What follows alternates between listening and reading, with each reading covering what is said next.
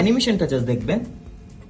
এটা হচ্ছে touch sensitive একটা বাটন। দেখেন সর্বোচ্চ আপনি 100 ওয়াটের আউটপুট পাবেন। এটা হচ্ছে 100% অরিজিনাল অ্যাঙ্কারের একটা 100 ওয়াটের অ্যাডাপ্টার। ভাই ধরলেই বুঝবেন যে এটা প্রিমিয়াম লেভেলের একটা জিনিস। এখানে টাইপ সি পোর্ট পাবেন দুইটা, একটা ইউএসবি এ আর সিঙ্গেল পোর্টে অর্থাৎ টাইপ সি যে কোনো পোর্টে আপনি 100 ওয়াটের আউটপুট পাবেন। একটা স্যামসাং ফোনের সাথে কানেক্ট করেছি আর হিথিয়াম হিরো 2 তে কানেক্ট করব। এটা খুবই ম্যাসিভ একটা জিনিস। তো এটা অ্যানিমেশনটা জাস্ট দেখবেন।